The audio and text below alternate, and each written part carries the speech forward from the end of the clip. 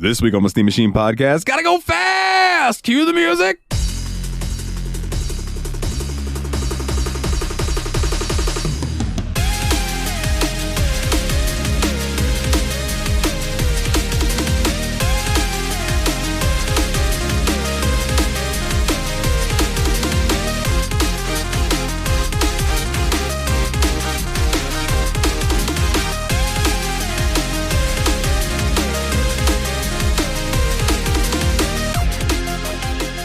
Hey everybody, and welcome back to another episode of the Steam Machine Podcast. My name is Dalton, and joining me as always are my good buddies, the Destructo Bros. What's up? It's Nate.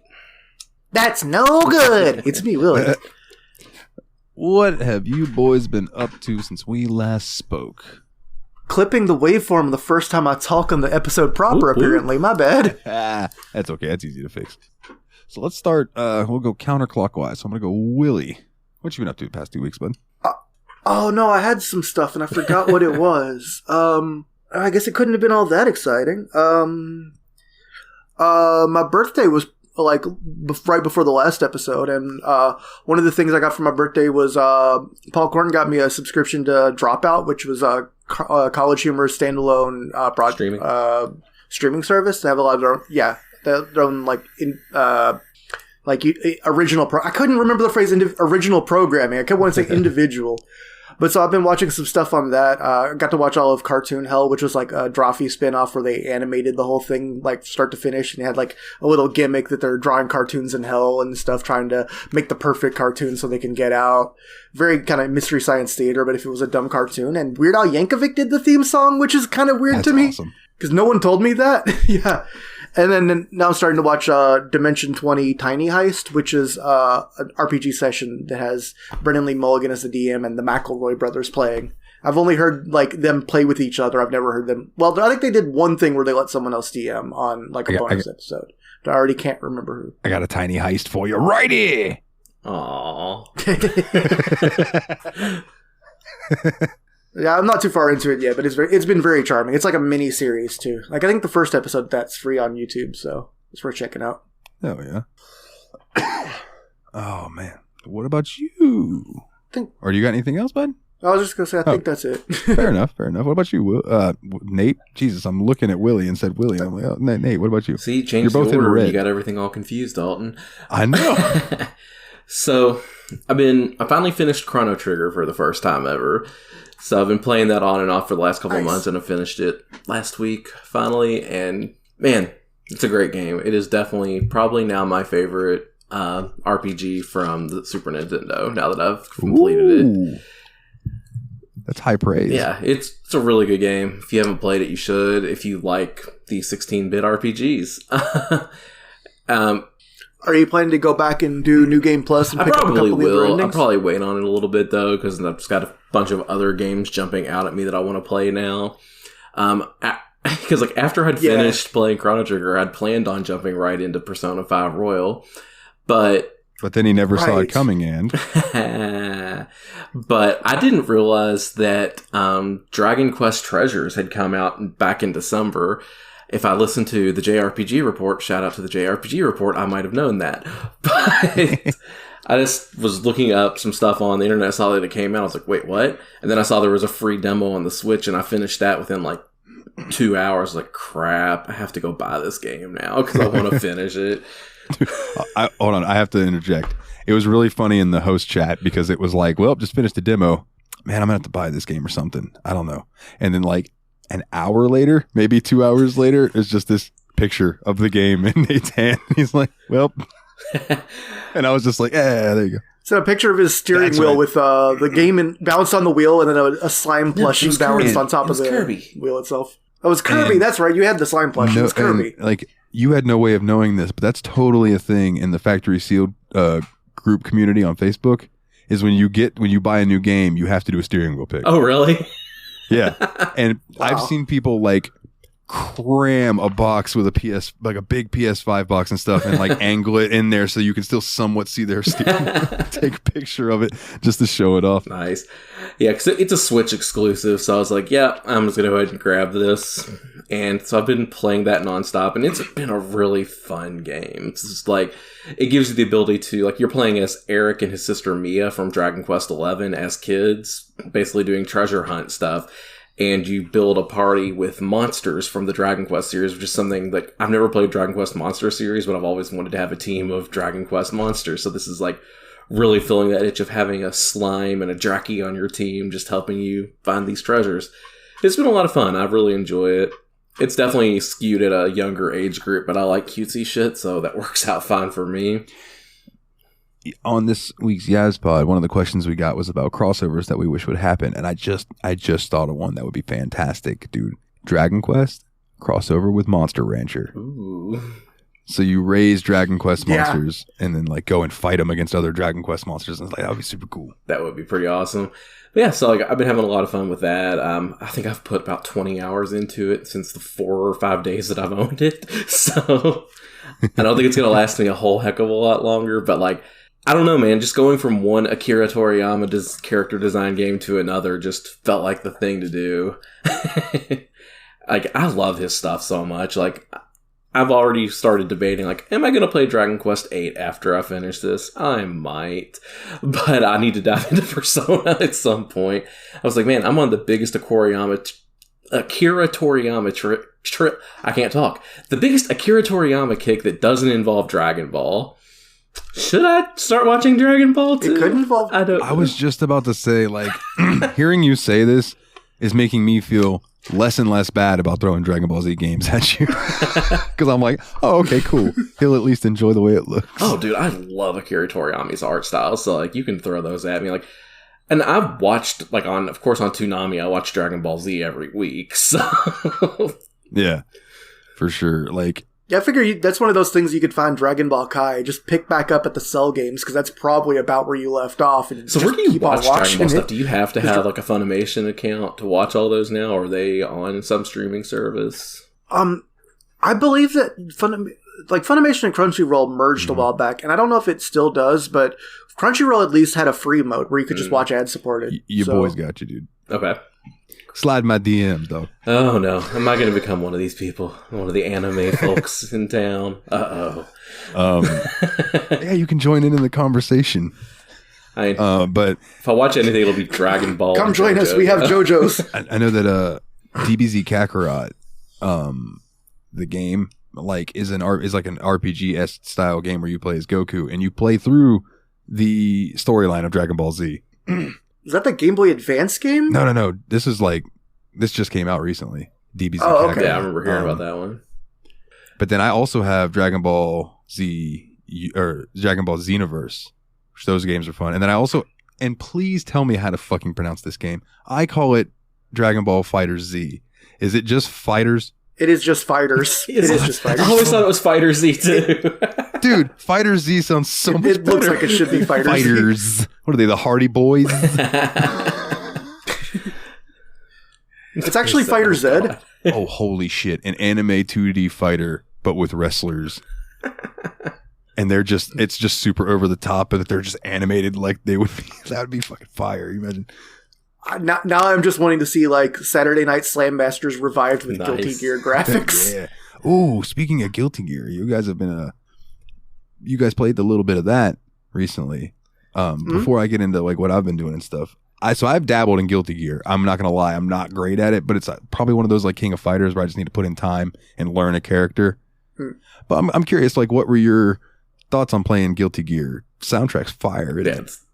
Soundtrack, graphics are great. Fire. Like, it's a really fun game. It's like one that it's enough like Street Fighter in a way that you can get in and start knowing how to do a few things, but I feel like there is a bigger learning curve. Like, I like how the game has difficulty ratings for each of the characters. Like, it's like, this character is very hard to learn, and of course that's the one Willie plays as. So the thing is, I feel like it's not just me picking a bad character. I feel like my brain's gotten poisoned by platform fighters too. Like, I feel like you play platform... Like, there's a huge difference in philosophy between traditional fighters and platform fighters when you're losing the match, especially.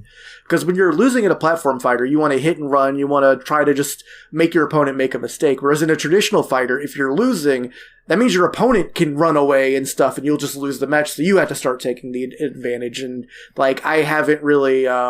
been adjusting my game when I've been getting my ass beat. I have stupid brain, though. I just always try to kill people no matter what. I'm just hyper aggressive in fighting games of any sort. That's the problem. I need to get get a breath, and I don't have any techniques to do that yet. Guilty Gear, correct me if I'm wrong, that's the series that some of the characters are like based on metal singers, aren't they? Like in there, dude. They definitely are named after them. There's like characters named stuff like Testament and shit like that. Yeah. Okay. Yeah. Yeah, okay. I was just making sure I wasn't going crazy because in my head that's what I'm thinking. I'm like, well, was that a different series? Yeah. It's a really fun game. No, that's too. right. We need to dive in a little bit more on that when we can get our game brains back together. Absolutely. We haven't been doing a lot of multiplayer gaming lately, me and Willie. I've been keeping a weird schedule recently. I was bummed because my car... That was the other thing I want to talk about. My car wasn't... Well, it wasn't that it was broken. It was that it was doing something weird and I didn't want to drive extensively. Because it was making a weird noise that sounded like... So it sounded like there was something in the glove box rattling. I cleaned out the glove box and everything in it. And it still was making that noise. So I put it back and just haven't been using it much. And then I noticed that it got like a little louder when I went faster. But when I was at a neutral speed, it didn't make any sound. So I just kind of... drove it around a little bit more to see what would happen, and I hit like 45 and the noise just completely stopped. And I think whatever was happening was I think that there maybe was actually the glove box and there was just something like maybe in like the actual screws that, you know, the mechanism that raises and lowers it that was loose. I think that got shook out or whatever because it immediately stopped making noise when I hit 45 and then just never made noise again. Today it didn't make any noise either. So I was worried that there was something structurally wrong with the car and I was like looking for problems and not driving it any further than the gas station down the road to get a Coke or whatever. But it seems like it's back on, so now I'm going to wake up normal hours and start going back to, you know, do delivery shifts again. Yeah, the last thing I wanted to bring up, and Jeremy is very happy about this. I've been DMing him about it as I started watching The Last of Us on HBO. Oh, yeah. Yeah, so Jeremy's happy to have a buddy to talk about that with now, the villain himself. The villain. But, dude, that show's really good and highly depressing. So you have to make sure that you are not in an emotionally fragile state when you watch that show. Otherwise, it can completely wreck you. Like, the third episode of that show was, like, completely unexpected. It was, like, honestly, one of the most beautiful love stories I've seen on television in a long time, but also super depressing. But it was like, I was like, that was incredible. Like, it had Nick Offerman was like kind of like the lead character in this, playing a guy who was basically a doomsday prepper who, in one of his holes, actually Survivor ended up in there and he ended up falling in love with him and all this stuff. And these two ended up living together for the rest of their lives in this doomsday hell for like 20 years together. And it was just really sweet and nice. And like, not the kind of role I expect Nick Offerman in, other than the doomsday prepper totally makes sense for him. But the whole sensitive lover to another man, I was not expecting that from Nick Offerman. Right, because you picture him as Ron Swanson. Yeah, exactly. Yeah. But it was really good. Like, I recommend the show, but don't watch it if you're feeling emotionally fragile. Yeah, I'll wait a while then. Because episode 5 also kind of wrecked me a little bit too. That's one that Jeremy keeps like hounding me to. You guys need to play The Last of Us, especially now that's coming out on PC for the remaster. You guys need to play The Last of Us. I'll be on it. I'll hack the show. I'll hack the show again like I did with Yakuza Kiwami. And I'm like, Jeremy, you can't just do that willy-nilly. And he's like, yes, I can. And I'm like, you really are a villain, motherfucker. But yeah, man, I'm glad you're enjoying it though. Like, it's been getting like resounding good reviews, and I'm glad that it's kind of shifted. Like the thought, like back in the day when something was coming out and it was video game related, but it was like a movie or a show, people were like, this is going to suck. Now it's at least a 50-50. Yeah, because like you have things that have come out that people have really enjoyed, like Sonic and The Witcher and now The Last of Us. Like, video games media has kind of turned that corner a little bit, I feel like. Yeah. The trick is that anime has picked up that blood sin. Why are they trying to make live action out of those animes, though? It's just a bad idea, Netflix.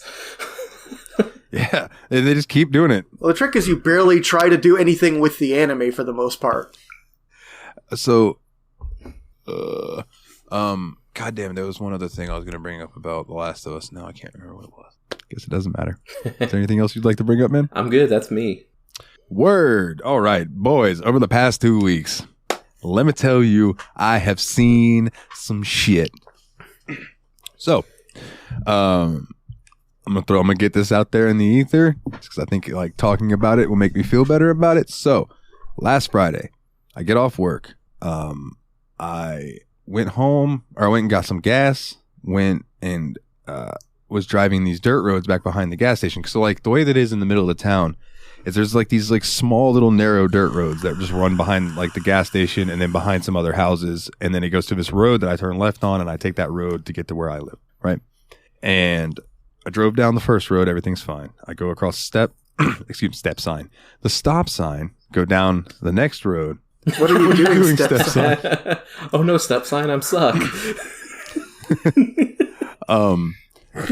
So as I'm going down the second one, I'm doing like 15, 20. I mean, I'm not going super fast. This dude just comes walking out in front of me wearing like a black hoodie, pulled up. White. All I know about this dude is a white guy in a hoodie, right? And he like just walked out, and I was just like, oh shit, slammed on my brakes. So it was like skirted on the little rocks and sand and stuff. And I leaned out. I always drive with my window down. So I leaned out my window and I was like, hey dude, sorry, I didn't see you there. Are you all right? Like, we good? You good?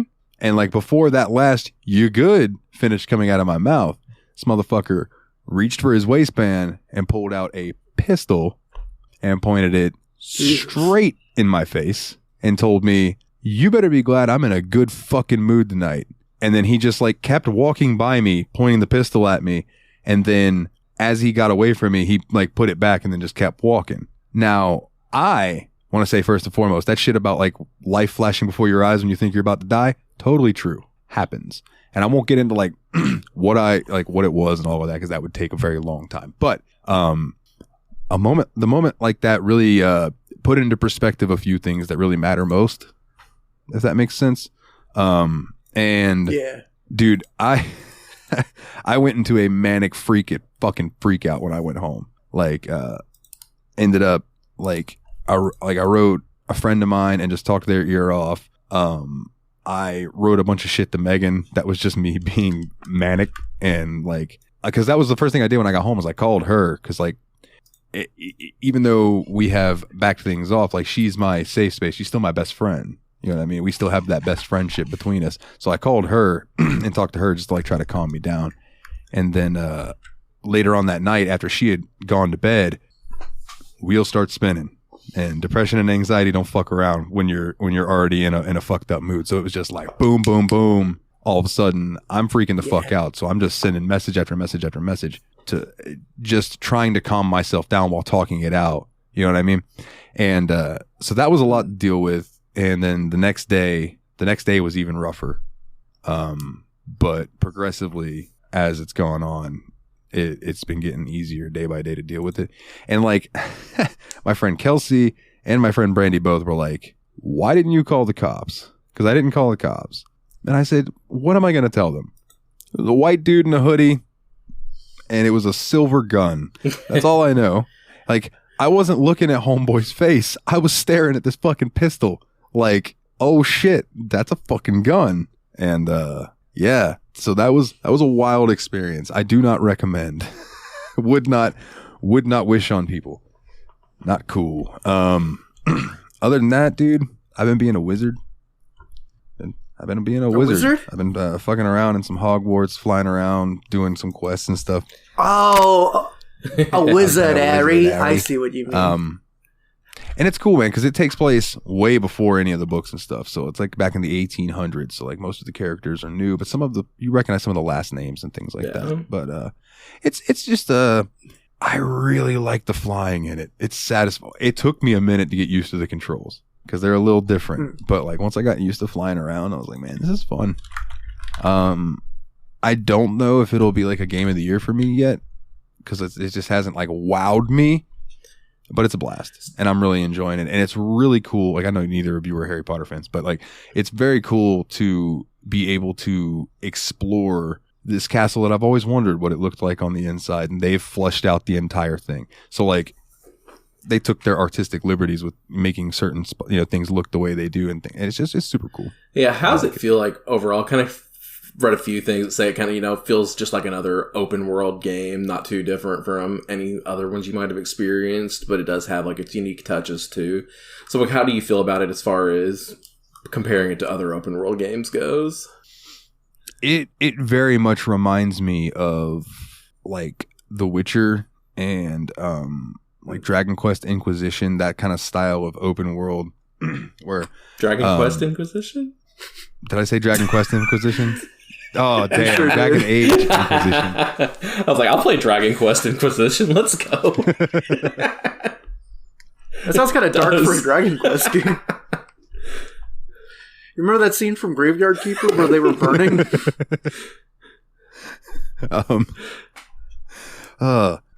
Quickly, speaking of Graveyard Keeper, still, what the fuck? But anyway, but yeah, I mean, it reminds me of that as far as like going up and talking to people and getting your side quests and stuff. And I've almost gotten all the spells that are available. I don't know exactly how far I am into the game, but it seems like that there's a good amount left. And like I said, it's not going to be like, oh, this is the new fucking standard for open world gaming. That is not what it is. Yeah. But if you're a fan of that series, growing up reading them and stuff, and you've always been like, you just want to explore that and just see what it would be like to walk around in there, that it will give you that in droves. Cool. That's definitely a world a lot of people grew up with. So I could see the big allure not being whether it's a good game, but whether it feels right exploring it as a place and whether you feel like you're living in it. And one thing I will say I thought was cool is that like there's this thing called wizardingworld.com, and it's like a fan club style thing. And when you join it, you can be sorted based on questions that you answer, and then you can get like what kind of wand that you would use and what your Patronus is. Mm-hmm. Well, you can link the game to your Wizarding World account. And then so when I went into the game, it put me in Slytherin because that's what I got from Wizarding World. Yeah. Basically because I remember I did the Wizarding World stuff back in the day too, back before the whatever, I'm not going to get onto the political side of it that it makes me bitter. Yeah. But I did mine back before in the day. We realized she's a cunt. And I loved the house and Patronus it gave me. I don't remember the wand because who really cares about the wand? I know I did the Pottermore thing at one point. I don't remember anything but the house. I was a Ravenclaw, and my Patronus was a bat. Nice, a bat. That's really good for you, actually. Yeah, nice. I totally see that. That seems completely right. Like, I feel you would be like, kind of like if they were astrological signs. This is going to get really lame, but you would be like Ravenclaw on the cusp of both Hufflepuff and Gryffindor. I see that for sure. I think I'm kind of a Slytherin with a slice of Ravenclaw flavor. It's so lame. I'm trying to look and see real quick what my Patronus was, because like I got put into Slytherin. I think my Patronus was a fucking hummingbird. That's a funny one. I like that. That's cute. Yeah, Slytherin. That. My Patronus is a hummingbird, and my wand is ash with a dragon heartstring. So if I remember correctly, Kayla, my wife, she's a full blown Hufflepuff for sure. And then so was Megan. Her Patronus was a dolphin. Nice. Oh, that makes a lot of sense. Yeah. From what I know of her, that makes a lot of sense. But I just thought it was that was just a cool little thing that they added, that you could link that, and then they would give you. So like when I went to the wand shop, I didn't have to answer questions. They were like, let's pick the wand that most suits you. And then it played out like it did in the movie, where like your character tries a couple wands and they fuck up, and then you find the one. That's a really and it's cool your one touch, from actually. the Wizarding World thing. I like that. And I was like, that's cool. Yeah. So I've been enjoying that.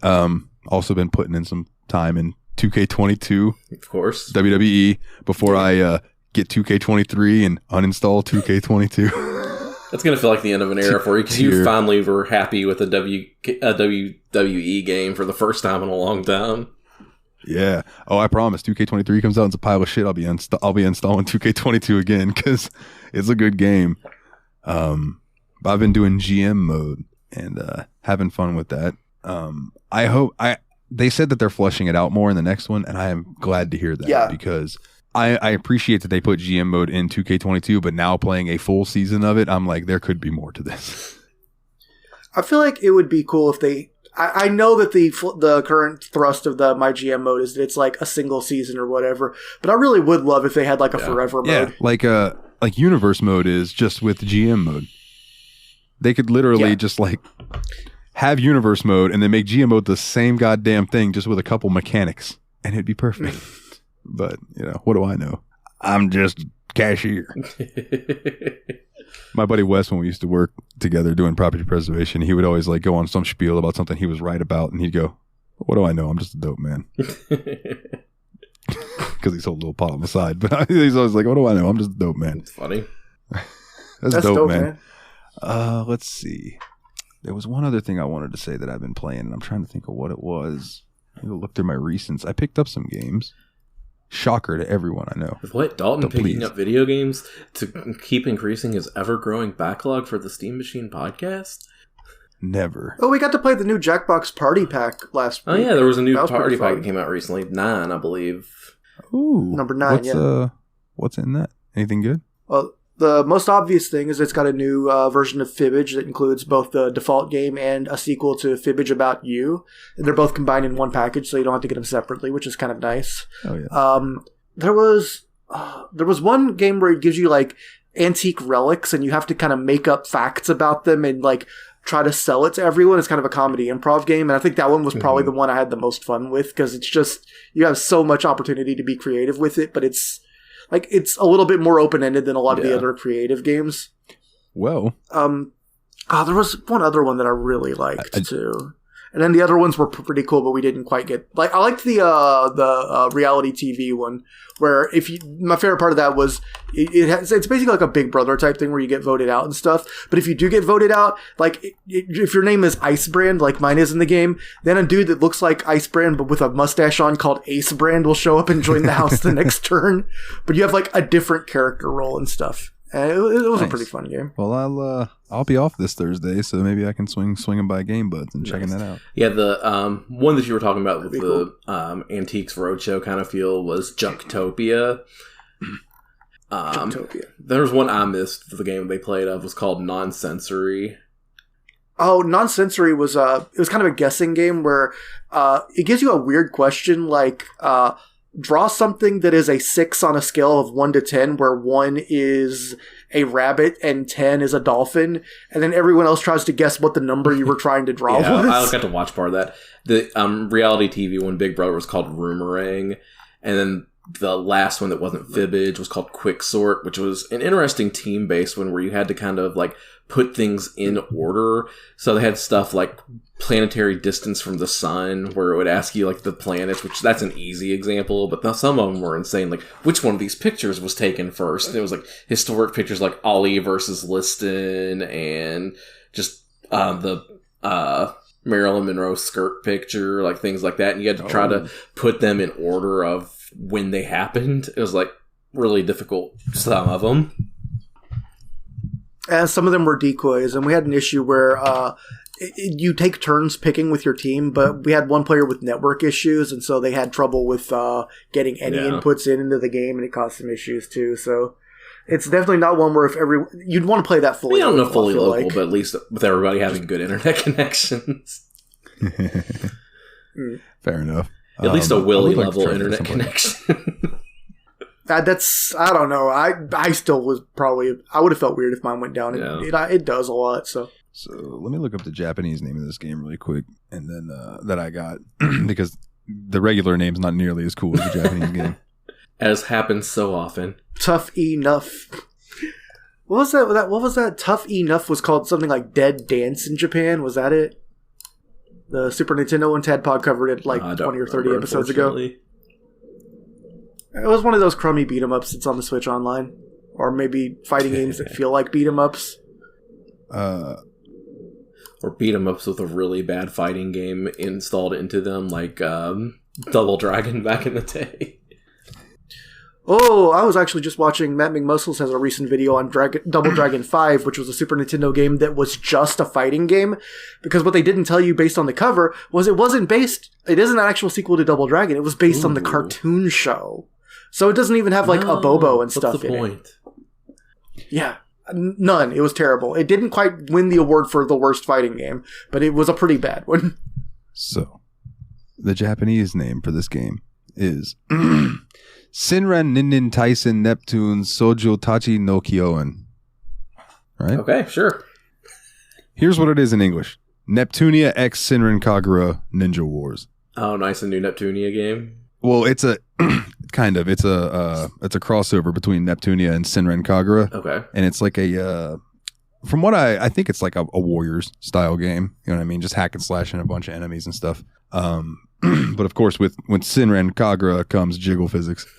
But I think they toned them down because, like, despite the way Neptunia can seem sometimes, like that game was created and it is headed by a woman who is like, I wanted an RPG where all of the leads are females, and you know, so I say that because sometimes they make some fucking jokes where you really wouldn't think that that's the case, but it is. But yeah, so I got that, and I've been wanting to check that out. I also got Death in Request. Basically, there was a sale for not NIS America, Jesus Christ. Well, there was an NIS America sale. I'll get to that in a second too. But I got was Idea Factory Compile Hearts. So it's like Death in Request, Mary Skelter Nightmares. I got Mega Dimension Neptunia V2R, which is the updated version of V2. And then I didn't get this one recently, but this is another one of those games from those people, and I find the concept interesting. The game Trillion. Have we ever talked about Trillion? It's the one where there's like a single boss with a trillion hit points, right? There's one boss that you're trying to beat, and he has a trillion hit points, and you're trying to get your team good enough to beat him, which is just cool. But also, there was an NIS America sale. So I was about to say, wait a minute, no, I mean Nippon Ichi Software, but yeah, that's NIS. And I got a couple of Disgaea games. Nice. Like I got Disgaea 5. Nice. Which is tremendous. The whole fun thing about Disgaea is if you like RPGs with numbers that just keep going up, where eventually you're hitting for like millions of damage, Disgaea is the game for you. If you think 9999 is a fake number, you would like Disgaea. Yeah, because Disgaea, you could put out 99999999999 damage or whatever the fuck. It's insane. You started to sound like a German protest. 99999. Oh, goodness gracious. Well, then, boys, you about ready to quickly dive into some fast-paced action combat, not really, of Sonic Generations? Yeah, you got that O-dubs ready for us, my guy? I do, Sweet. My good sir. Now, who made this game? I don't know if I've heard of them.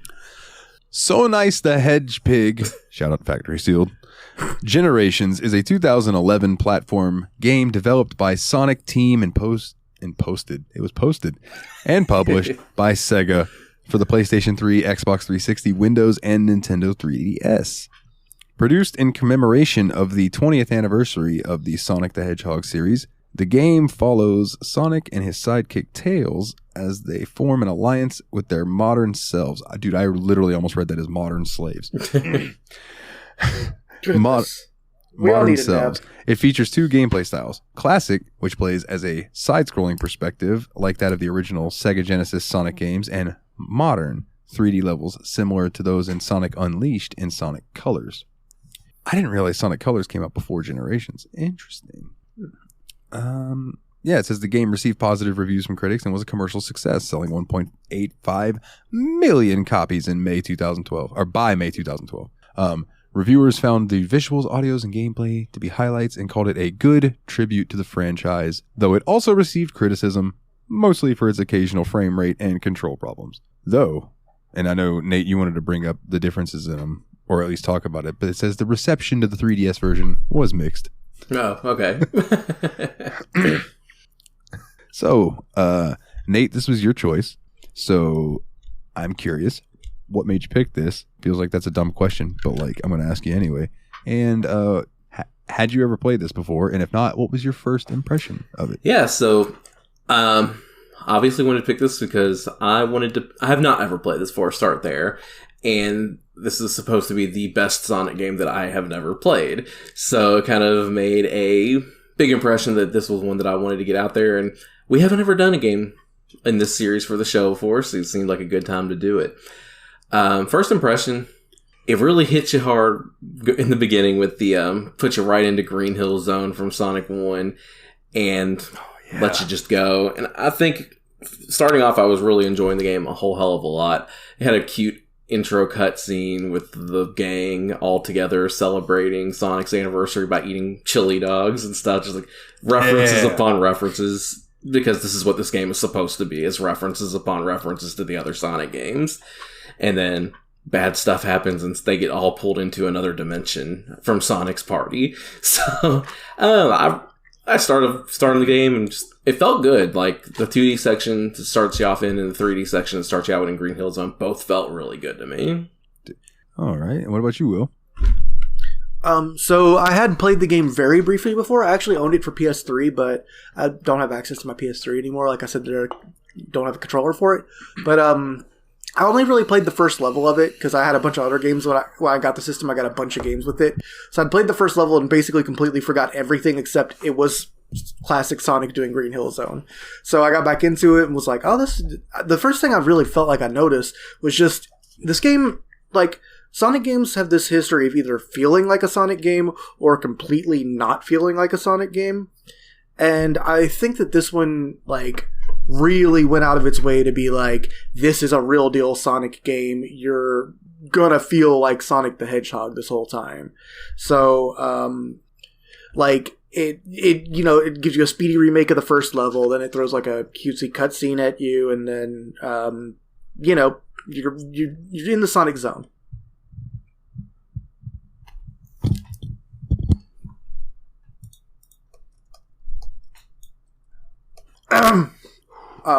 Sorry, that was all. I should have recorded. No, we're good. I had a Wi-Fi issue there. It should all be on the thing, but you could probably get a good idea of what I said. I had an internet hiccup. My camera was going, but my audio wasn't. But it was recording, so we're good. Basically, nutshell, the game went out of its way to make you a first impression that feels like a Sonic game, because that's one of the big problems with a lot of attempts to adapt the series is like a bad, it doesn't feel right. Something feels off. This game was just like, I am a Sonic game. Here's the Sonic music. Here's the Sonic action. Here's the Sonic level that here's everything. And I think it was a spectacular feeling of Sonicness to start off. Yeah. And me being like the outsider, I guess, out of us in the Sonic series, like most of my experience is from the early Sonic games, because like I had Sonic 2 on Game Gear, and I believe like Green Hill Zone was in Sonic 2 as well, no, right? It was in Sonic 1. No, it's just Sonic 1. It was in the 8-bit and 16-bit versions. Where the hell did I play? You might have played a level that had a name that's similar, because there's like an Emerald Hill Zone in Sonic 3 or 2. That might be okay. Was there a Genesis version of the first Sonic game? Yeah, okay, that might be where I played it then, because like most of my experience with Sonic games was on Genesis and my Game Gear. Yeah. The very first Sonic game was the Genesis version of the first game, and then the Game Gear one was like a back port that added different levels. But it also had Green Hill Zone, so if you had one for the Game Gear or Master System, you would have also had Green Hill Zone. Okay. No, I wish I had Sonic 1 for the fucking Master System. Shit. Because I have all my Master System games still. Dude, there was, unfortunately, and I think we've talked about this before, my Master System's the one that if I turn it on, it's just got hang on it, right? But there are certain Master Systems that if you just turn them on, the game in them is Sonic 1. And I'm like, that's so cool. But they're way expensive for obvious reasons. Yeah. It's like everybody's like, oh, you got the one with hang on? Meh. I do too, but that's not the point. Like they're like, it's not Sonic. That's true. But yeah, I did really enjoy dropping into the Green Hill Zone, because it just felt like home with a Sonic game. I feel like they always need to start you in a level like that. Yeah. It always makes me feel good. And then rolling into where I was like, all right, so what's next? And then it was Chemical Plant. And I was like, yeah, I fucking love that song. So good. Yeah. It's one of my favorites. Now, did we all play 2D stuff first, or did either of you jump into the 3D stuff first and foremost? Every time I did a level, I did Act 1, which is the classic Sonic, the 2D version first. It just felt right. Yeah, same. It made sense on most of the levels, although I think City Escape would have made more sense to do the 3D one first. Because I was like, why is this guy so bad at driving this truck? I did. That's one of the only levels I did the 3D one first. Was that Smart. one, and without knowing anything, I just went into it, and so that's just funny that you say that. How did y'all feel about the 3D levels compared to the 2D levels? Because I have some opinions. I thought the 3D levels were done well, a lot better than I've seen them done in other games. Like, I know I played the wrong version of Sonic Unleashed. I know you had to play the Xbox version, that's the good one, but I didn't think that they did 3D very well in Unleashed on the Wii version. The first time that... So it needs to be said that 3D is different from the Adventure and Adventure 2 and even Colors era. So this 3D is more like what you would see in Colors and Unleashed. So like Adventure was a completely different bag of bones there. I don't know the word I'm looking for. But so like this Sonic is considered Boost Sonic. And for a Boost Sonic, I felt like they did a really good job, especially it came out after the original Colors, and I never played Colors until the remaster that came out on Epic and Switch and all that. So, like, other than that particular game, I thought the boost mechanics was actually done the best in this game that I've played. Oh, yeah.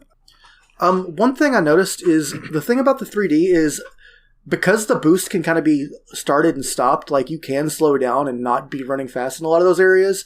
I did kind of feel like I was surprised to have more control than I thought I would, and like kind of almost wish I was more on rails at times, because there were a lot of times where you could just hit the jump button because you just felt like you wanted to do an input, and that would just kill you a lot of the time, which I guess is generally true in 3D Sonic games. But like when you're on like a highway in particular, I feel like maybe don't let me jump over the edge, maybe give me an invisible wall here.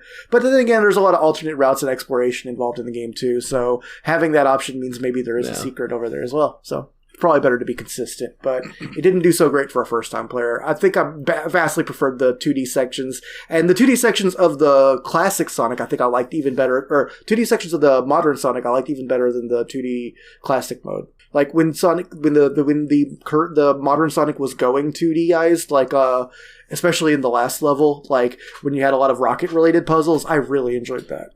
One thing that I did like about the 3D section was that ability to, like, when you jump towards an enemy, it would put that little homing attack thing on there, and I could hit A and he would just and hit him. Fuck yeah, that was way better. So I agree with you that the 2D sections with 3D Sonic were tremendous. I had one little issue with that, which was just I tended to have a little bit more faith in the targeting system than I actually warranted. And so I was just hitting the button when I thought I should be able to instead of when the green cursor comes up. And that's a really good way to die a lot. Like I had to realize you do not hit that button until it tells Sonic you Adventure you can hit that will really button. mess you up if you ever get around to playing that. I'm just not good at 3D Sonic. I'm really not a good 3D That's Sonic. fair. I'll admit that fully. So when I first started playing the 3D stuff, God, sorry, I've been talking a lot today. It gave me a headache. Like, I guess because it was going so fast and there was so much going on in all the different directions. It took my brain like a few plays to actually start being okay with it. So eventually I got to the point where I could run through them fine. Spoilers, I'm the only one who didn't beat this game this week. Or these 2 weeks. My bad. I apologize. Don't worry about it. It's cool, you've been busy. But I'm usually the one that is so. I thought they implemented it well and they did it well. But I also agree with Willie where it was like there were certain sections where I was like, all right, am I supposed to jump up there? Am I supposed to jump down there? And I guess that's what they wanted to do is kind of give you that choice. But I had to slow down to figure that out. And it just felt wrong in a Sonic game to slow down. Yeah, I think that's something you have to kind of learn to gauge is like, can I slow down? Is it okay? Most of the time it is. Like, you don't have to be, like, I know you feel like you want to, and like to get S ranks on things, sometimes you do have to go full speed, but it's okay not to go full speed all the time. And the thing is, I feel like taking it slow once, like, I think if I weren't playing this game on schedule for a show, and if I was just playing it for myself, I probably would have treated the levels more as big playgrounds and let myself learn them before trying to speedrun them.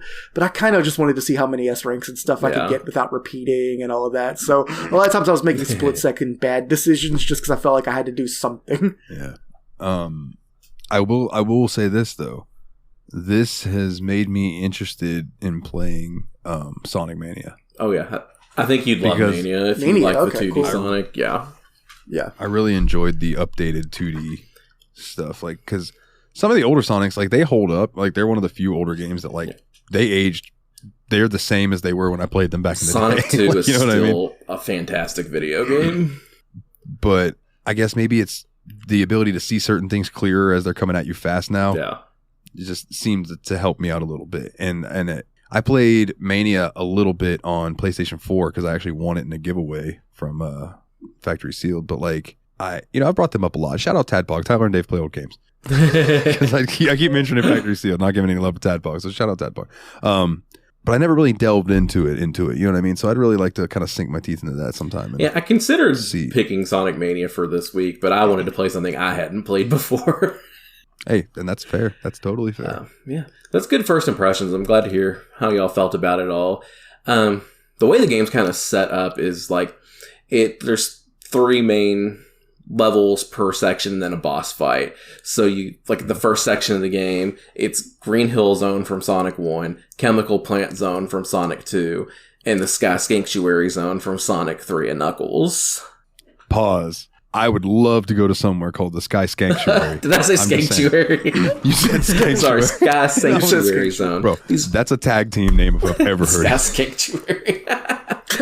And then you have to beat those levels once in the 2D mode and once in the 3D mode. And then it unlocks challenge stages for each of these stages. So originally when I was first playing it, I was like, oh yeah, let's do all the challenge stages. And I was S-ranking all of them as well as the main stages. It starts getting not fun to S-rank the challenge stages after a while.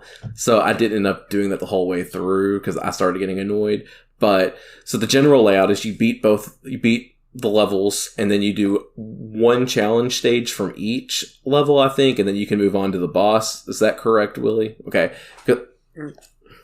Yeah, you play each of the levels in Act 1 and Act 2, and then once you've done all 3 levels in Act 1 and Act 2, that's what unlocks the challenge gates. And then the challenge gates give you the keys, and also there's... that's the flow of it. And then there's 3 of these sections, basically.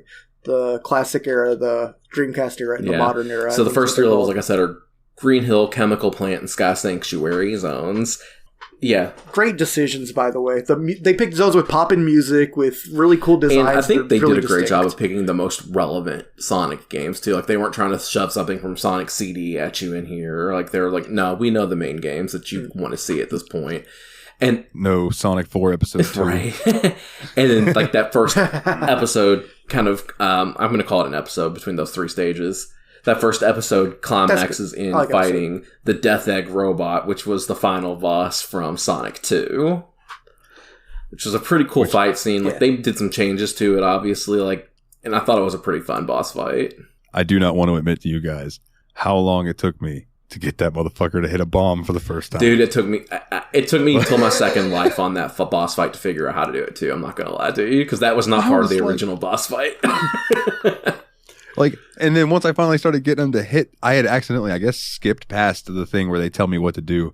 Because I, like, got him to punch the bomb, and he's just holding his arm out, and I'm trying to jump on his arm to, like, hit it, and it's not doing anything. I'm like, what the? It took me a while to realize, oh, you got to jump onto his arm and then run up it. Yeah. Okay. I had the opposite problem. I could get him to punch bombs super easily, but I kept accidentally having him destroy all the high ground in the area, too, so I couldn't get enough height to get on the hands to climb up to his head. That was also a pain in the ass. Yeah, where that one specific spot where if you got him to hit that bomb, it just left you with this massive gap on both sides. It's like, now how do I get to him? And then I think that my favorite section, though, was I'm going to call it an episode again, was the second episode, which was the Dreamcast era type time, where the levels that you played through on that were Speed Highway from Sonic Adventure, City Escape from Sonic Adventure 2, and then Seaside Hill to cap it off from Sonic Heroes, which I like all 3 of those games quite a bit. And so, like, I like all the 3 games from the first section, too, but these 3 just kind of had its own attitude, and I think this is really where the 3D stuff really started taking off in a good direction, where Sonic Adventure 2, Sonic Adventure, and Sonic Heroes was pretty good, too. I think it's one of the more underrated 3D Sonic games. But, like, dude, when you get into City Escape and you just get the Crush 40s track going in the 3D mode, it just made me so happy. Because I just love that era from Sonic. It's so good. Like... Yeah, I will say this game, killer music. Oh, yeah. As usual. Sonic, there's one thing they don't usually fuck up in the Sonic series, it's the music. If that's the one thing they get right. Even like the music was a little dramatically there was some dynamic music in the game too. Like when you were underwater in 2D sections, it would be the washed out things like in the old Genesis games. And when you were running in the 3D mode, like once you hit like Sonic Speed through boost or whatever, the music would kind of sound like behind you a little bit. Like it was weirdly like the low end was kind of going. It was a really neat effect. I think it was one of its biggest strengths. Like because they had that history of all those great Sonic tracks that people love, and then just what they were able to do with them, like those effects that you were saying, Willie, and then the sound design. You had the Sonic drowning song, which everybody fears. That's what I was about to bring up, is that I did drown in multiple levels that had water, and it still is anxiety inducing as it always been. Yeah, dude. And like I did not drown, but I got the music to the good part, and I was like, no. I don't remember in the older games you didn't have a number that appeared above your head. I don't right? think. Did you? You did. Did you? I don't. Yeah, there was a little number that appeared over your head when you were drowning. I just remember freaking out. Yeah, that's all I remember too. But yeah, when I started hitting 3, 2, 1 and I drowned, I was like, damn it. Mm-hmm. Thought it was better than this, but I'm not. And then they cap off that section with one of my favorite Sonic bosses of all time, which was Perfect Chaos from Sonic Adventure 1. Like, I loved that boss fight in Sonic Adventure 1, and then I just think they did it just as well. They translated it into a boost Sonic mode that worked really well, because you were Super Sonic when you fought Perfect Chaos in Sonic Adventure 1, so it's kind of more similar, but like, God, it was a good fight, and I really loved that boss fight, and just seeing Perfect Chaos in a more high-definition form in Sonic Generations, pretty cool. Perfect Chaos was easily my favorite boss fight in this game. Dalton, did you... Oh, yeah. I didn't... No, I made it to. I am on, and I'll probably go back and play it some too, just because I had a good time with it. But I am on Seaside Hill, because I've completed everything up until Seaside Hill. I hope you don't mind spoilers, Dalton. Oh no, not in the slightest, not in the slightest. Like I was going to beat this today, and then I got called in. So yeah. The plot is threadbare enough that I wouldn't worry about spoilers. Plot wise, I'd be more worried about level name spoilers than I'm a level fun. I don't know what the fuck's going on in this game. You don't need to. So, yeah, I was just playing levels. Like I was not paying attention to cutscenes because I was like, "This is a Sonic game. Like, surely there's no deep story here." There's not. Robotnik is the bad guy, and there's a horrible entity that may be scarier than Robotnik. Yep, there you go. That's your plot.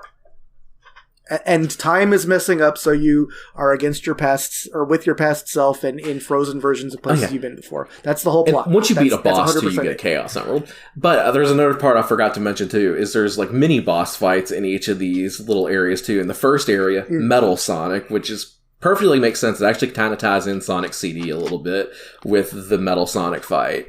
Yep. Metal Sonic was a bitch. In the second section, it's who you expect it to be from Sonic Adventure 2. It's Shadow.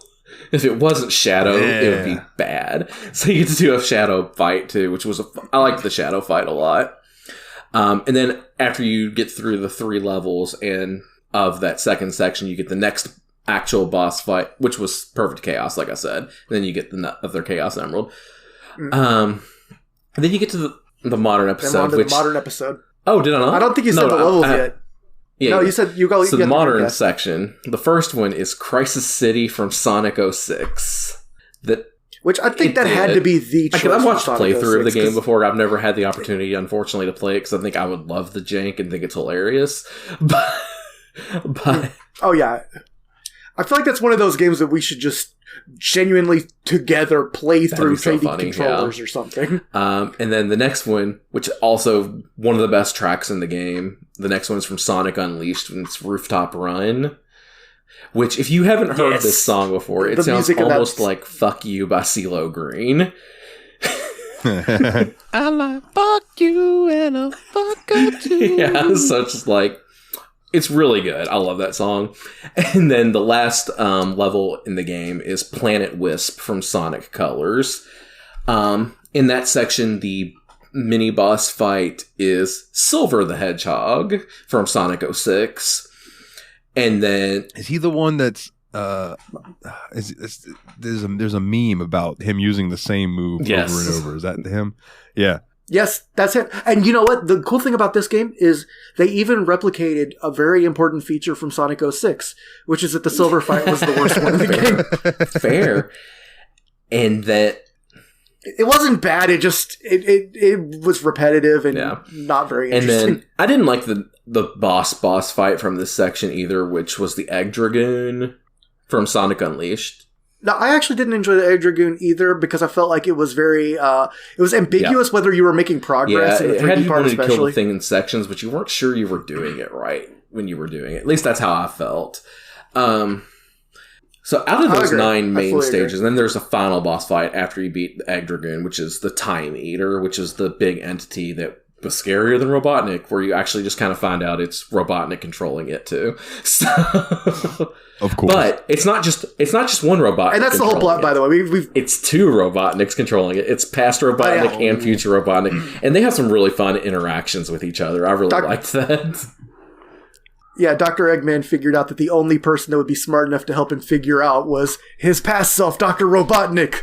So they get together, and yeah, it's great. I want to make a comment before we move further. There are 10 levels in this game, and we have not talked about my favorite level yet. What was that?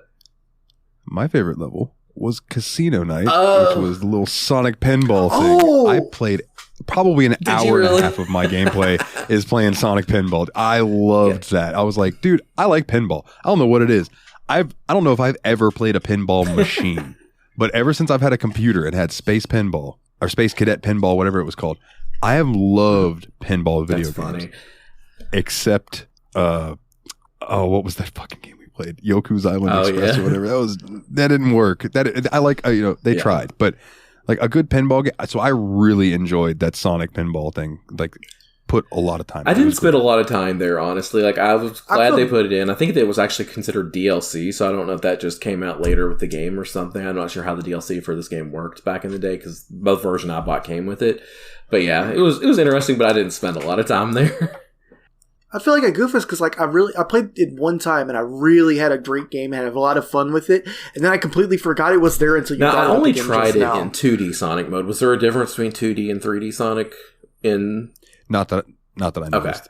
Okay. I don't think it really gave me a chance to switch. It's kind of like when you clicked on it, it just took you into pinball. Okay. Yeah, no, I tried it. I went into 3D Sonic mode and hit the button, and it had the same high scores. So I'm like, yeah, this is the same machine. Cool. So, out of the levels, like, Willie, did you have one that kind of stood out to you as your favorite and maybe your least favorite? Let me pull up the level list again. Okay, got it. Let's see. I mean, I will say that while I was just saying that I liked a lot of the 2D sections in Planet Wisp didn't need to be like 20 minutes long on your first playthrough. Like, it is just an incredibly long level. It's not a bad level. It's a pretty fun level. But even the challenge where you're racing to finish 5 minutes of it against the one feels like it takes 20 minutes. Yeah. Nate's over there just nodding. He isn't saying anything. Planet Wisp nodding. Was the reason I decided not to try to 100% this game with the S ranks in the challenge stages. Wow. Fair enough. As far as a favorite level goes, I think I'll be honest, I liked Sky Sanctuary so much that it made me, in retrospect, even like that one level with Sonic Frontiers that I had a lot of trouble with in the past, because it was like, oh yeah, I like skies and big bright buildings and stuff. This is nice. Yeah, I'm going to agree with least favorite is Planet Wisp. Like, that one ended up driving my enjoyment down a little bit of this game, to be perfectly honest. I didn't like the translation from Sonic Colors to what they did there, because they only really used 2 of the wisps, one in the 2D mode and one in the 3D mode, I believe was how they did it. The 2D mode, you got to use the spike one, which was one of my favorite wisps in Sonic's Colors, so I was cool with that being one. But then in 3D mode, it was the rocket, which I just think was really lame. Unfortunately, they didn't do much with it other than use it as a mode of transport. Yeah, so I didn't love how they translated Sonic Colors, because like I've played that for the first time pretty recently. Like the Sonic Colors Ultimate on Epic is where I had that, which just came out on Steam just recently too. It was an Epic exclusive. But yeah, so I wasn't really happy with the way that went. My favorite was probably City Escape. I think they really took that from Sonic Adventure and translated it perfectly into Boost Sonic, and the way they did the kind of snowboard down the city scenes, I thought that was really cleverly implemented, and I've really enjoyed the way that played. Yeah. I like that too, and I wanted to also give a shout out to Crisis City for like the fact that they made this level make sense, because the original level was a weird slog, and they made it really cool. Yeah, Crisis City in this game made Sonic 06 look good, so they did a really good job with Crisis City because it was a lot of fun in this game in both 3D and 2D modes. Yeah. And by the way, if you haven't played this game but you've played other Sonic games and you're wondering what the gameplay feels most like, when I was watching the end credits, I couldn't help but think that the Sonic Unleashed 3D gameplay was definitely what it looked closest to. Like, with some lessons taken. I would agree with that. I think it took that without the Werehog sections. Yeah. And it also had Colors' ability to switch to 2D sections and make it make sense. What about you, Dalton? So I know you haven't... Oh, no, no. I thought there were Dalton, I know you haven't finished it yet, but did you have a couple that jump out to you as favorite and least favorite? Well, I can tell you for sure a couple things. One, is I loved Sky Sanctuary. I did. That level's fucking fantastic. Also made me realize I'm not sure I've ever played Sonic and Knuckles, because that level did not ring a bell with me at all. But it's a pretty late game level in Sonic and Knuckles. Like, if you played 3 and Knuckles, it's almost the last level. Oh, okay. Well, maybe I just didn't get far enough then in those games, because I know I've played, because it's Sonic 3 and okay. Yeah. It's the lock-on cart thing. It's Sonic 3 and Knuckles is pretty long if you play the whole way through. It's like the longest of the 2D Sonic games. I think it's 14 total I've never zones. Beat it, so yeah, I would have probably never even seen Sky Sanctuary. Least favorite? Oh, man. It was probably, I think it was the 3D section of Speed Highway. Okay. If I remember right. Yeah. No. Which was the one where you were having to like go through the windows? It was the first one where they introduced that boost mechanic with the Y, like hitting Y. Shit, was that? Yeah, I think that might have been. Okay, so yeah, then that one. There was just something about that one that like it was like they were throwing too much at me at once, and I just it didn't flow well. The 2D version of it was all right. Cool. But just the 3D version just didn't vibe with me. Word. I thought this is a weird thing, but for some reason, I guess because it was so city-ish, the 2D version of City Escape felt almost less like a classic Sonic level to me, and more like I was playing something like Disney's Aladdin or something. Quickly though, and Nate, I don't know if you were going to get to this or not. If so, then I apologize for stepping on your toes. But like, I want to run through that the 3DS had different fucking levels. Yeah. Which I thought was interesting. Now, is there a difference between Green Hill and Green Hill Zone? Probably not, no. No? Okay. But 3DS started with Green Hill Zone, Sonic 1, Casino Night from Sonic 2, that's the pinball, right? But it was an actual level in Sonic 2, so they probably just made it the pinball for the DLC and Sonic Generations for the consoles and PC, but here they probably just used like the traditional level. Okay, that makes sense. Then they had Mushroom Hill from Sonic and Knuckles, Emerald Coast from Sonic Adventure, Radical Highway from Sonic Adventure 2, Water Palace from Sonic Rush, and Tropical Resort from Sonic Colors. Now, I have a couple things to say real quick. One, I'd be interested to see, because the adventure games were the ones that you were just recently playing, right? That are like the going around doing quests. Yeah, yeah. Yeah, so I was intrigued that they had levels like that. But I have never even heard of Sonic Rush. What the fuck is that? I've never played Sonic Rush. It's not one that I'm super familiar with either. I think that was for the DS and not one that I ever really got into. Okay, I was just curious. I'm like, Sonic Rush? What is that? That sounds like the name of a fighting game that no one's ever heard of. There is a Sonic fighting game. It's not very good. Of course there is. Yeah, but yeah. Sonic. Yeah. It's called Sonic Fighters Z. God damn it. Sonic Fighters Z. But yeah, that's Sonic Generations, honestly. I mean, like, back and forth, I think it speaks for itself. I think it does a good job of making callbacks to the games that it's preceded by and just a loving tribute to them. I think that's what it set out to do, and I think it successfully did it. Do you guys have much more thoughts on it, or do you want to hop into ratings? Yeah, I've got one comment. So Dalton said that he didn't beat the game. I beat the game, but I did literally the bare minimum. I got one challenge gate for each level and all the Chaos Emeralds, and then played the final boss. Like, I didn't do like 20. There's like 30. I think there's 30 total. Hold on.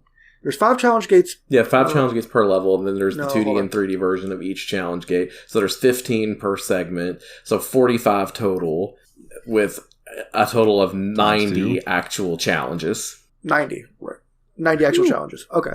So here's the thing.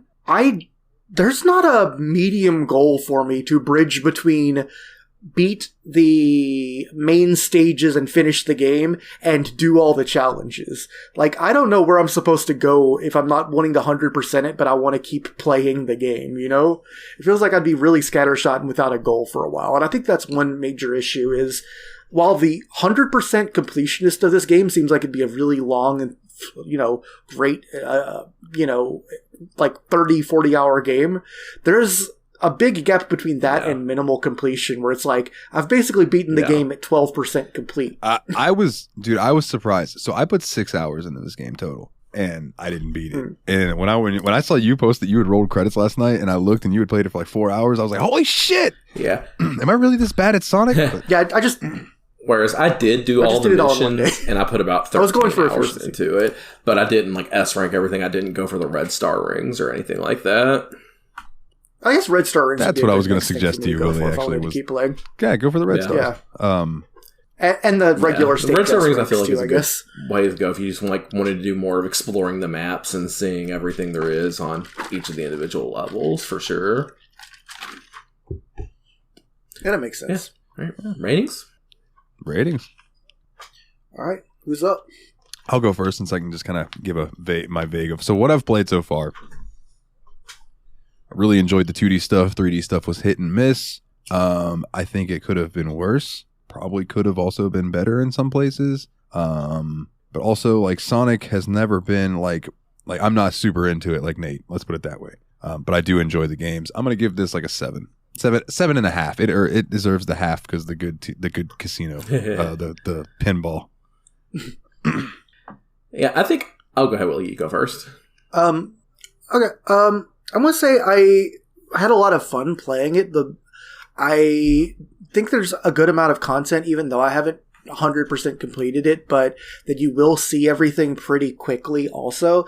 And I think in the end, this game was for the 20th anniversary of Sonic, and it does have a very big anniversary game feel in a way that kind of limits it in a way that, say, Mario Odyssey doesn't feel limited as a celebration of the series. It feels like it is definitely shouting out the series but not adding a whole bunch of it by itself. It's just trying to perfect the formula, and I feel like that is a noble goal, and it did a great job of let's just make a Sonic game that isn't terrible, which was pretty much where they should have been going for quite a while. So in the end, I think keep going. I was going to say I was going to pop something in before Nate goes, so go ahead. Okay. I think it's ultimately it limits it to where I'd say I had a lot of fun with it. I'm probably going to go back into it and play it more, but it's going to be really hard for me to justify giving it higher than an 8 out of 10 for just being a really good execution and a really good game, but like ultimately low stakes. All I wanted to throw in was you mentioned Mario Odyssey and like the way that they did their thing. Dude, that final level in Mario Odyssey, when you're going through and it's just like that celebration of Mario. Chef's kiss. That's all. Just tremendous. Yeah. I'm kind of leaning on pretty much exactly where Willie's saying too, is I think it, like I said, it's a faithful celebration of what Sonic has been, but it didn't really show a lot of where they wanted Sonic to go, because I think that is something that they still were pretty unsure of. I think that Sonic Frontiers has a lot of potential to give us a lot more of what Sonic can be, so I'm excited to see where Sonic goes, but this didn't give us really any kind of hint what they wanted to do next with the series. It was just, this is what we've done. We are good. So like, I thought it was good for what it was, but I thought it was kind of just like empty-ish in the end. I didn't think it like really set any stakes, didn't really have any, I don't know what I'm trying to say. It didn't really have any stakes to it. So like, it was good, it was fun, but it wasn't taking any risks at all. It was just giving you the best it could with what it had done before. And for me, I think this lands at a 7.5 goalposts out of Robotnik's. All right. Damn, I didn't think about doing that. Goddamn. Do you think that this almost... Yeah, hold on, I'll do one then. 7.5 flickies out of 10 Chaos Emeralds. 7.5. Or 8. I mean, 8. I said 8. Knuckles Sorry. out of 10 channels. Out of 10 chuckles, you fool! Do you think that this game kind of played like... So say you have a TV show that you really enjoy, and they put out banger episodes. Now, this is more anime than most normal TV shows, but like, and then all of a sudden you get hit with like a clip show or something, or where it's just like they just give you scenes from stuff that you've already seen. Whereas it's like, okay, so this might be good, and they're all the best scenes and they're bangers, but it's not giving you anything new. I think that's exactly what this is for me. I don't know. I didn't think it felt so much like a clip show or a greatest hits album. To me, it almost felt more like you're playing around. This is going to be a terrible metaphor because it's literally something that happens in the series. But it felt like you were playing around in a Sonic themed amusement park. I think that's fair. Yeah. I get that. So, before we move on to fan questions, let me rephrase that. Do we want to hear the next host pick now or after fan questions? After questions. All right, well, let's do it. All right. Okay, so we have a slew of questions that came in from our faithful listeners. I might pepper these around a little bit because I don't want to front load it with all of Team Retro's questions because he kind of machine gunned them out to us as quickly as possible. So we're going to start with the first one from Team Retro, and that is Castlevania 2. Tell us how you really feel. Dalton, what's your opinion on Castlevania 2? I've never played it. All right. Well, for me, Castlevania 2, I felt like it was an overly ambitious game that kind of foreshadowed a lot of what Castlevania would do in the future, but did it poorly. I think that it was trying to be the original Metroidvania-style Castlevania game, and it just didn't have the technology to know how to do that, which is kind of funny to say because I think it came out after Metroid, but Metroid did it a lot better than Castlevania 2 tried to. But I just think Castlevania lacked a lot of the fun that the Castlevania 1 and 3 had. And it was just a confusing mess, and I don't even think that a good translation would have fixed that in a lot of regards. Willie? Don.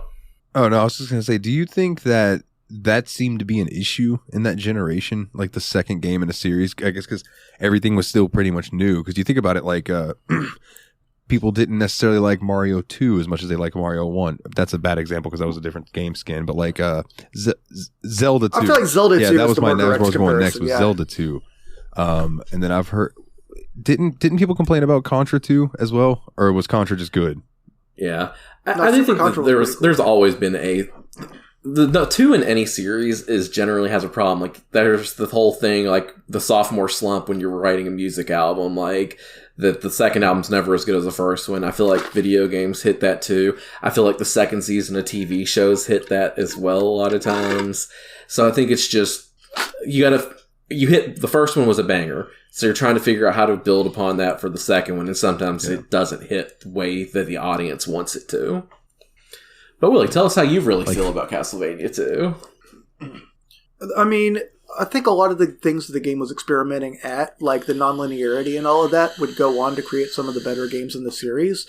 But I don't think they did enough to distinguish the areas, to make exploration feel good, to make the puzzles make sense, to make the progression obvious. I think that entire generation of exploration games kind of loses out on just not having a mini-map built in.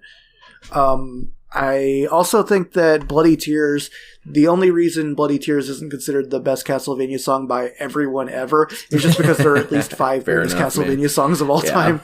I agree. Because, like, what are you supposed to do if someone asks you, do you like Bloody Tears better than Vampire Killer or Aquarius or The Clock Tower from Symphony of the Night or Theme of Simon Belmont? All right, let's pop around a little bit. This next question comes into us from Adam. So, 2 games that share the same world or universe that you think is cool. For him, it's God Eater and Code Vein. So, the first one that jumped out to me was Half-Life and Portal. I think that's a really cool connection with the Black Mesa, even having GLaDOS singing about it in the theme song at the end. Maybe Black Mesa. So I really like that connection. Haha, fat chance. Hell yeah. Dude, that blew my mind. I did not realize that God Eater and Code Vein are in the same vein. Hey, no pun intended. Pun intended. Pun intended. I've always thought it's interesting that Metal Gear and Zone of the Enders are in the same universe. Nice. Just I don't know how, but apparently they are. Like, that's cool. And I mean, Kingdom Hearts combining Disney and Final Fantasy is also super chill, that's neat, in my opinion. I guess that's not 2 different games though. I've always is Willie going to say Wolfenstein and Doom? I was going to say Wolfenstein and Commander Keen, but Doom also is Nice. probably part of the same series. It just depends on how much of the excess material does he take as canon, because a lot of the original devs seem to think that that's true, and both Spear of Destiny with the Hell episode and the Doom RPG both basically claim that to be straight up true, that you're a direct descendant of the of both of them. That I think BJ Blazkowicz is the grandfather of Billy Blaze, and then Billy Blaze is the grandfather of the Doom guy. So there was one other one that just rang a bell in my head, and I'm trying to remember the name of the game because it was on PS4, I think. It was supposed to be like the spiritual successor to MAG, which was on PS3 that I've talked about before.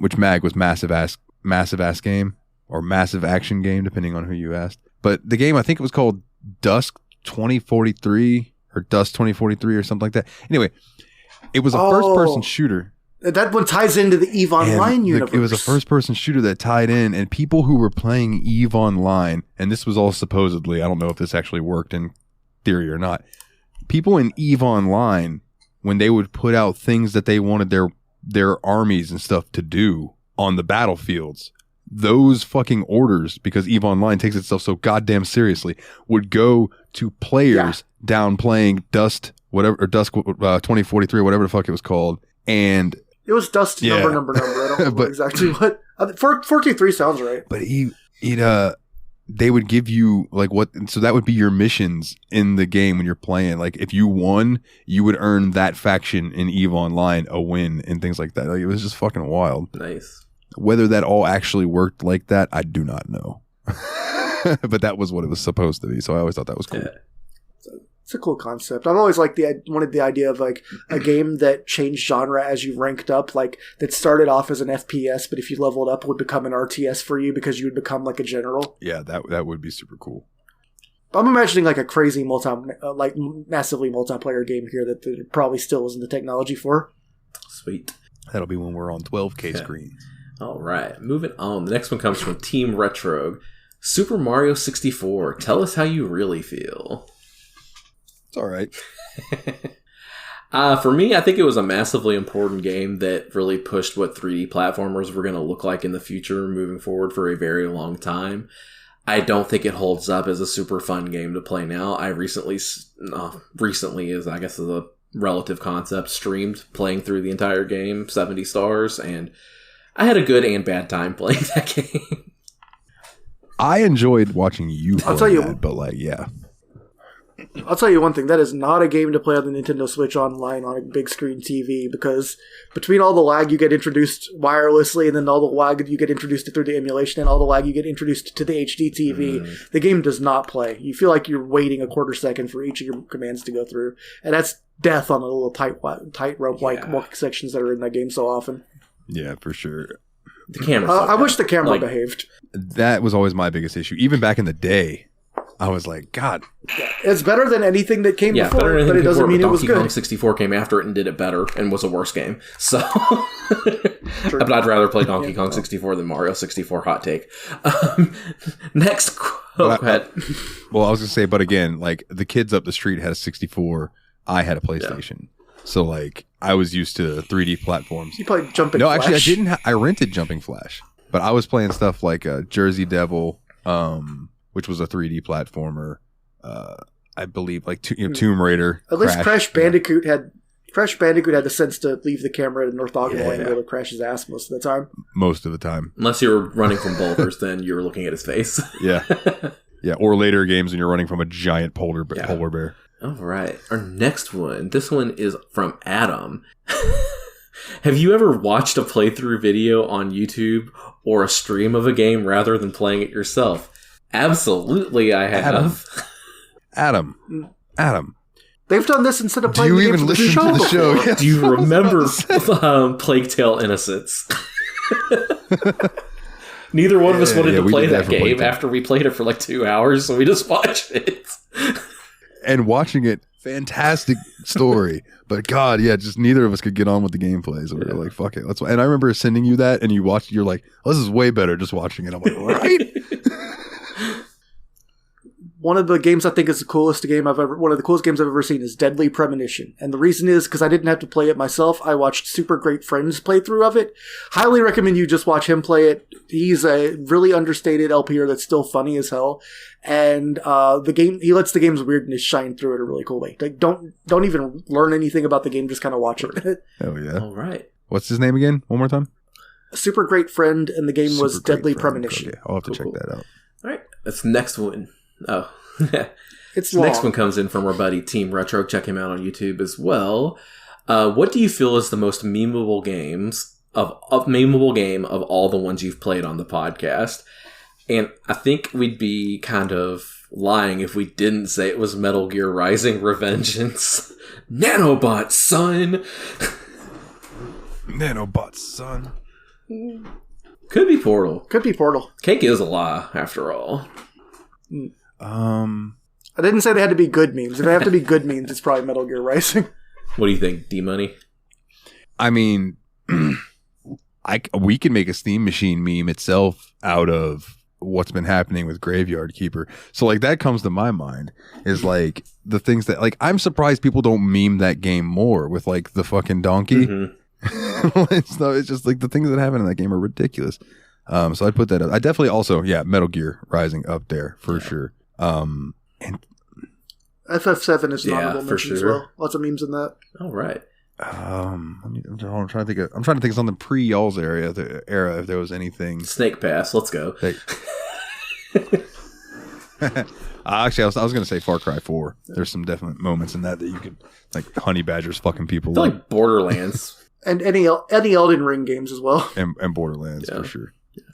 All right, next one comes in from Kana. Sonic is known for liking chili dogs. What food would you be known to eat if you were a hedgehog? This might be a generic answer. It might be more Teenage Mutant Ninja Turtle-y, but it is pizza for me. Like, give me a slice of Hawaiian pizza. I'm good to go, baby. Oh, I hope we're all going, like, junk food entrees, because I was going to say Taco Bell. I would be an absolute shill, too. I would be, like, the mascot of Taco Bell. Named after you. Hells yes. And Wired Willie. I would be cheeseburgers. Hell yeah. Good choices all around. That's like the holy trinity, I feel like, of bad, unhealthy food. Pizza, burgers, and tacos. Yeah. Very good handheld food. That's my holy trinity. I love it. Yeah, me too. All right. Our next one is from Team Retro. What convention would all of you meet up for and have the most fun at? WrestleCon. I think, honestly, for the three of us, if it was just like the hosts, I think a wrestling convention would be a hell of a lot of fun, especially if there were some of the old names there signing autographs and stuff. Yeah. I'd have a great time meeting like Kevin Nash or something, you know? Hell yeah. I think wrestling's a good answer for all three of us. Yeah, and I think if we were trying to get like the listeners and everybody together, obviously like a gaming one would be make more sense. But yeah, if it was just like us, and we could even include Jeremy, would have a blast with us too. We want to lump in Yab's Pod, but that just go to a wrestling. Yeah, I'm down. Like WrestleCade. Yeah, some kind of WrestleMania weekend type thing. Go to an indie show. Go to the actual big card. One of my goals. I would love to go to a Hall of Fame. Even though I know they can be long as fuck, I don't care. I want to sit there and listen to those dudes tell their stories. You know? All right. Yeah. I think I would go with... I mean, we've already done, like, with Tadpog, we've been to the Louisville Arcade Expo a few times. That's a lot of fun. So I would, like... if anyone wants to come for that, you know? Oh, yeah. Oh, I'll come for it. Yeah. This next one's from Jeff. Have you guys continued playing Descent Free Space? No.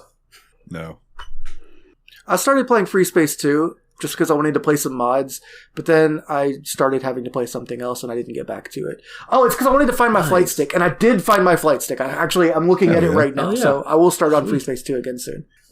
That was one of the things I was looking for last time I did a big deep clean, and it did turn up. I haven't checked it to see if it works yet, though.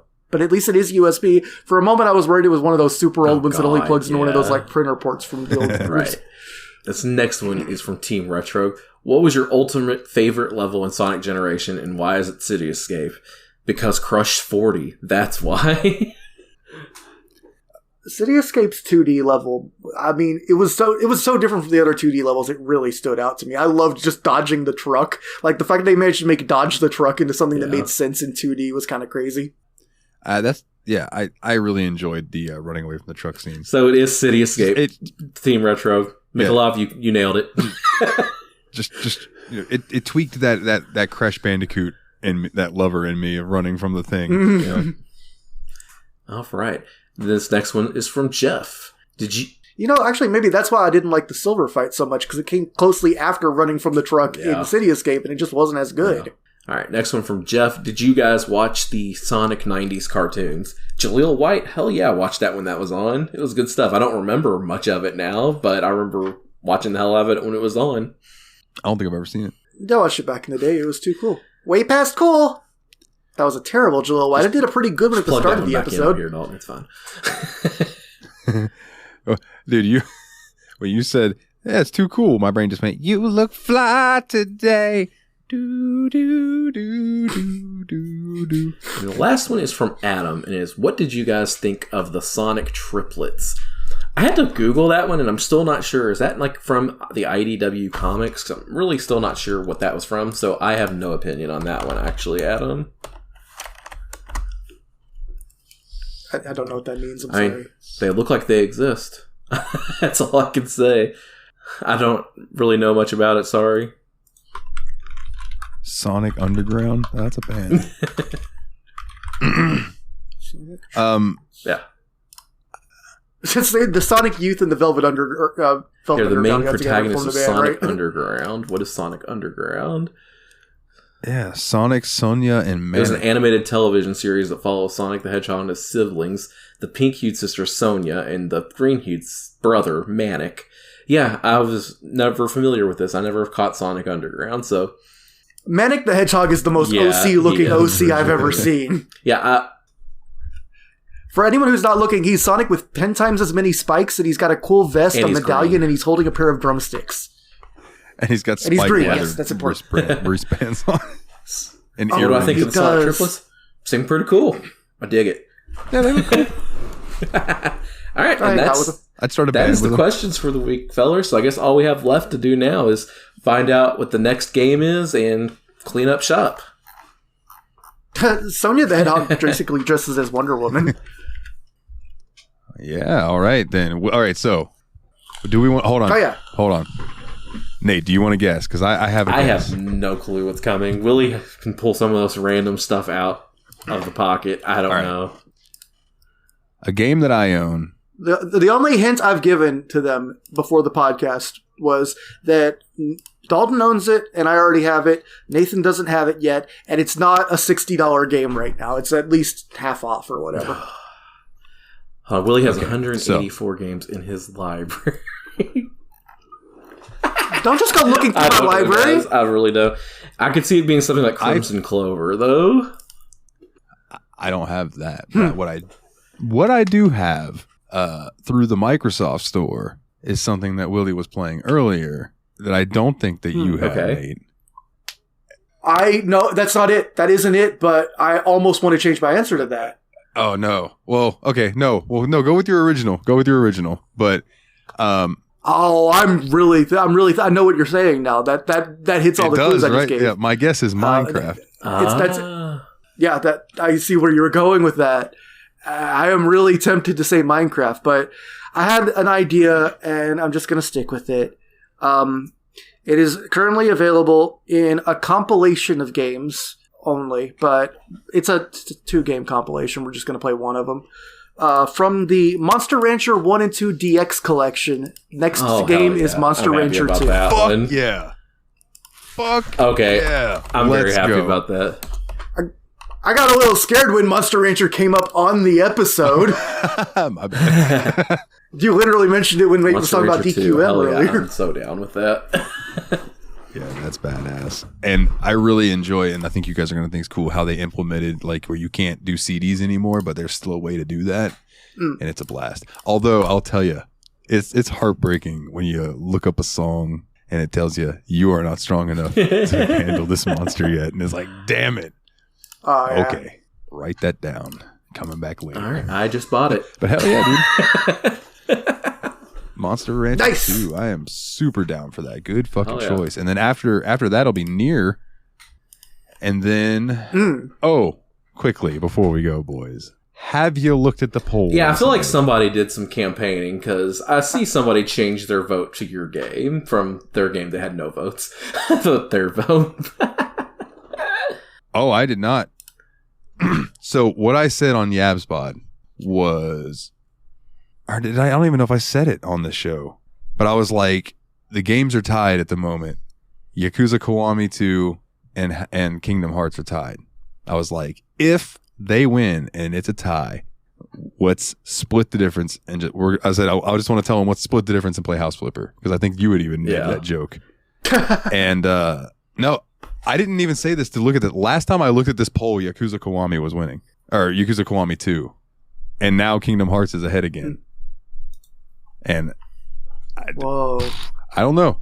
I'm baffled, because I was about to come in here and say, like, oh yeah, you guys are going to be happy because Yakuza Kiwami 2 is winning, and I'm looking down, I'm like, oh. Oh, well, I don't know. We'll see. I guess we'll never know. What happens? It can always change. Good. Anyways. But that also means that it's definitely valuable for if you're listening to the show and want to determine what game we play next. That is definitely the next big choice. So come on by the Yabspod Discord sometime soon. We'd love to have you. I mean, they're here too. It's the Steam Machine Productions Discord. We're here too. We're in our little corner, tucked away for only the adults to see. Oh, speaking of which, Dalton, why don't you? Yeah, you have to go behind the curtain to get to the Yabspod section. Throw down the house cleaning. Yeah, I was getting that pulled up. All right, so for the house cleaning, if you would be ever so kind as to go leave us a 5-star review if you think we've earned it, but if not, you can give us a 5-star review and then tell us how much we suck at iTunes and on Spotify. If you would just give us a thumbs up, that'd be sweet. If you would like to join the Discord, which is really the most important thing these days, I don't even plug Facebook and Twitter anymore. bit.ly/TSMP Discord, all capital letters, will get you a link in, and you can come join us, come hang out, man. It's growing. And it warms my heart every time I go to send an at everyone. And it's like, hey, you're about to send this to 70 plus people. I'm like, Jesus Christ. Now, that being said, not all 70 of them talk, but that's okay. We enjoy your company regardless. And if you would like to check out the website, which is very behind, I shouldn't even plug it, but I'm going to anyway, bit.ly/the Steam Machine Podcast. If you would like to donate to the show and help support the show and help your boy out, really, because they've been cutting hours at work. Patreon.com/the Steam Machine Podcast, with an extra shout out to these people who pay $10 or more each and every single month. Nate Sir Cogsworth, the 7th of Juniper, Jeff the Original Expendable, Mr. Syllables, Old Jeffy Lube himself, Eraser Adam, shout out to his podcast, Revival and Extinction, James the Steam Machine, Hall Monitor Hall, Team Retrogue, go check him out on YouTube, and Mr. Puzzles, Dane. If you would like to get a shirt, tsmpproductions.threadless.com. You can get shirts for Steam Machine. You can get a shirt for Yabspod. It's all there. Show music, if you like my music at the beginning and end of each and every episode, nilethenightmare.bandcamp.com. And again, please leave us a 5-star review wherever you get your podcasts. Boys, is there anything else that you would like to talk about? Anything, any final thoughts, anything you want to plug? Alrighty then. Well, then that about does it for this week's episode of the Steam Machine Podcast. We will be back and see you all in 2 weeks with some Monster Rancher 2. So for the Destructo Bows and Bros, both of them, my name is Dalton, and as always, guys, take it easy.